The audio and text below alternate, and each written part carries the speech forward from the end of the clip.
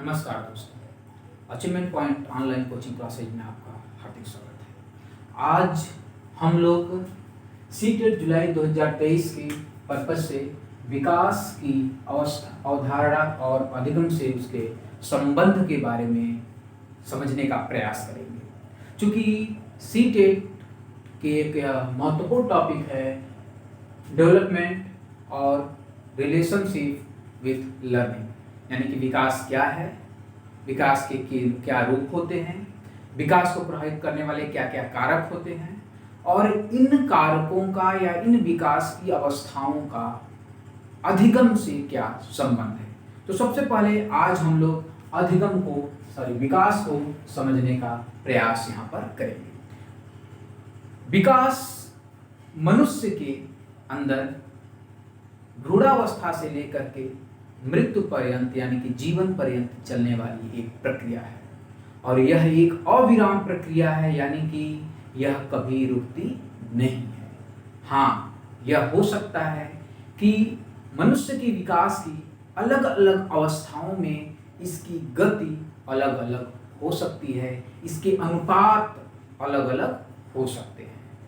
तो यहाँ पे विकास का मीनिंग बताया गया है कि विकास मनुष्य में भ्रूणावस्था से प्रारंभ होकर जीवन पर्यंत चलने वाली क्रमिक परिवर्तनों की एक श्रृंखला है। कैसा परिवर्तन? क्रमिक परिवर्तन, यानी कि स्टेप बाय स्टेप अलग अलग अवस्थाओं में अलग अलग प्रकार के परिवर्तनों की क्या है, ये कही है सीरीज है, यानी कि यह एक कंटिन्यूअस प्रोसेस है, सतत प्रक्रिया है जो मनुष्य के पूरे जीवन में हमेशा चलता रहता है जब तक कि व्यक्ति की मृत्यु नहीं हो जाती है। आइए चलिए अब हम लोग विकास की डेफिनेशन देखते हैं। महान मनोवैज्ञानिक मुनरो के अनुसार विकास परिवर्तन श्रृंखला की एक ऐसी अवस्था है जिसमें बच्चा भ्रूणावस्था से लेकर के प्रौढ़ावस्था तक गुजरता है, विकास कहलाता है। यानी कि मनुष्य के विकास की जो अलग अलग अवस्थाओं का अध्ययन हम लोग करते हैं, जैसे शैशवावस्था, बाल्यावस्था, किशोरावस्था, प्रौढ़ावस्था, इन अलग अलग अवस्थाओं में मनुष्य के विकास होता रहता है और यह परिवर्तन किस रूप में होता रहता है? एक श्रृंखला के रूप में होता रहता है। और कब तक होता रहता है? जब तक मनुष्य की मृत्यु नहीं हो जाती, तब तक यह चलता रहता है। तो मनुष्य की जो मांसपेशियां होती हैं या अन्य बॉडी के जो पार्ट्स होते हैं, उसमें जो मजबूती आती है, जो कसाव आता है, उसी को हम विकास के संदर्भ में लेते हैं। और यह मजबूती, यह परिवर्तन की श्रृंखला सतत रूप से चलती रहती है। यह कई रूपों में होती है, जैसे कि यहाँ पे हम देख रहे हैं विकास के रूप की चर्चा हो रही है, यानी कि मनुष्य में जो यह कंटिन्यूअस प्रोसेस है, सतत प्रक्रिया है, जीवन पर्यंत चलने वाली जो क्रमिक प्रक्रिया है, यह कितने रूपों में होती है, किन किन रूपों में परिवर्तन आता है। तो यह परिवर्तन मुख्य रूप से 4 प्रकार से आता है। आकार में परिवर्तन होता है, अनुपात में परिवर्तन होता है, पुरानी रूपरेखा में परिवर्तन होता है और नए गुणों की प्राप्ति होती है। अब इनको हम अलग अलग समझने का प्रयास करते हैं कि आकार में परिवर्तन का क्या तात्पर्य है, यानी कि विकास की जो प्रक्रिया है उसमें आकार में परिवर्तन से क्या तात्पर्य होता है। देखिए, मुख्य रूप से हमने पिछले टॉपिक में वृद्धि के बारे में पढ़ा, यानी कि वृद्धि क्या था। तो वृद्धि पे हम लोगों ने वहाँ यह समझा कि एक ऐसा मात्रात्मक परिवर्तन होता है जो भ्रूणावस्था से लेकर के परिपक्वता तक, यानी कि मनुष्य की 20-21 वर्ष की आयु तक चलने वाली एक प्रक्रिया होती है। इसमें मुख्य रूप से वजन है, लंबाई है, इन सारी चीज़ों में वृद्धि होती है, यानी कि बढ़ोतरी होती है, फैलाव होता है।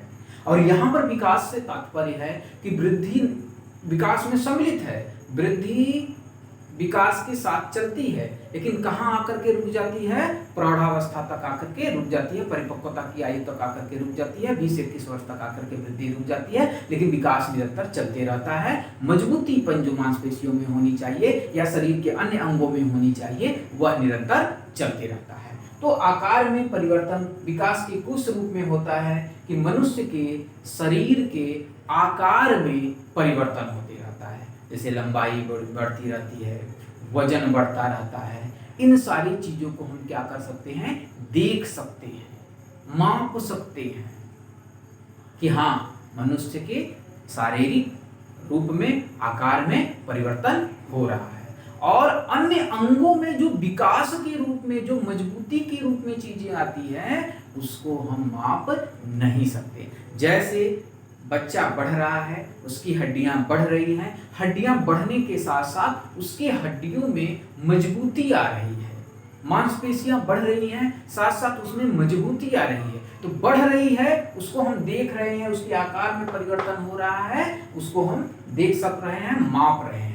लेकिन उसमें जो मजबूती आ रही है उसको हम देख पा नहीं रहे हैं, लेकिन महसूस कर रहे हैं कि हाँ इसकी हड्डियां मजबूत हो रही है या मांसपेशियां मजबूत हो रही है। दूसरा है आनुपातिक परिवर्तन। देखिए शरीर के अलग अलग अंगों में जो यह विकासात्मक परिवर्तन आती है, यह आनुपातिक रूप से सब में अलग अलग आता है।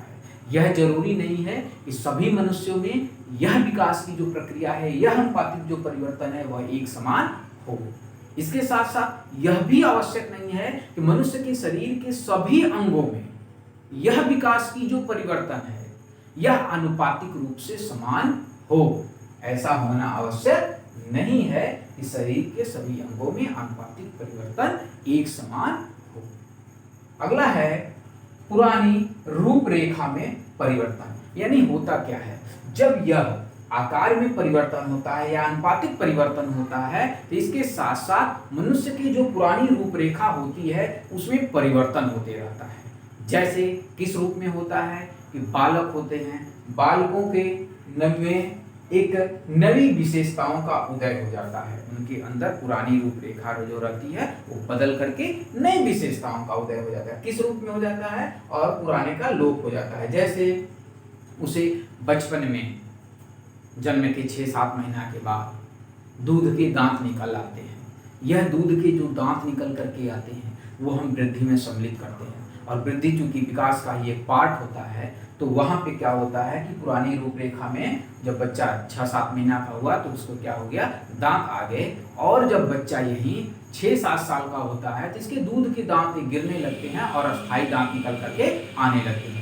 यानी कि इन पुरानी विशेषताओं का लोप होने लगता है और नवीन विशेषताओं का उदय होने लगता है। तो यही जो क्या होता है, जो नई विशेषताएं आने लगती हैं, तो यही इसके अंदर, बालक के अंदर जो पुरानी रूपरेखा है उसमें क्या होता है, परिवर्तन हो जाता है। अब अगला हम देखेंगे नए गुणों का प्राप्ति। अच्छा, इसमें और विशेषता ले सकते हैं। जैसे बच्चा क्या होता है, छोटा होता है, बचपन में होता है तो केवल हाथ पैर चलाता है, भूख लगती है तो रोता है, चिल्लाता है, तो ये सब सारी चीजें क्या हो जाती है उसके। और जब अस्पष्ट ध्वनि निकलता है, उच्चारण जब करता है तो अस्पष्ट ध्वनियां निकलती हैं। ये सब सारी चीजें क्या होती है, जहां नहीं बोल पाता है वहां अब अस्पष्ट बोलना प्रारंभ कर देता है। इसके बाद आता है नए गुणों की प्राप्ति होती है। जब पुराने रूपरेखा में परिवर्तन हो जाता है, पुराने गुणों का लोप हो जाता है तो नवीन विशेषताओं का उदय होता है। तो जब नवीन विशेषताओं का उदय होता है तो उसके अंदर नए गुणों की भी प्राप्ति होती है। किसके परिणाम स्वरूप होता है, विकास के परिणाम स्वरूप। किन नए गुणों का प्राप्ति हो सकता है, जैसे अस्थायी दांत निकल आते हैं, जो अस्थायी दांत थे उसके जगह पे क्या हो जाते हैं, अस्थायी दांत आ जाते हैं। जो बच्चा अस्पष्ट बोल रहा था, पुरानी रूपरेखा में परिवर्तन होने के बाद क्या आ गया, नवीन गुणों की प्राप्ति जब होती है स्पष्ट ध्वनियां बोलने लगती है। जो चलने पर गिर जाता था उसके जगह पे अब दौड़ने लगता है, बच्चा कूदने लगता है, उछलने लगता है, खेलने लगता है, पेड़ों पर चढ़ने लगता है। इन सारी जब चीजों का विकास होता है तो हम समझ जाते हैं कि बच्चे की हड्डी और मांसपेशी और अन्य शारीरिक अंगों का उचित रूप से विकास हो रहा है, तभी इसके अंदर नए गुणों की प्राप्ति हो रही है। तो इस तरीके से ये विकास के अलग अलग रूप होते हैं, विकास की अलग अलग प्रक्रियाएं होती हैं, जिसके द्वारा बच्चे के अंदर विकासात्मक परिवर्तन देखने को मिलता है। मिलते हैं नेक्स्ट वीडियो में, जिसमें हम लोग विकास के प्रभावित करने वाले कारक और विकास के सिद्धांत के बारे में चर्चा करेंगे। धन्यवाद।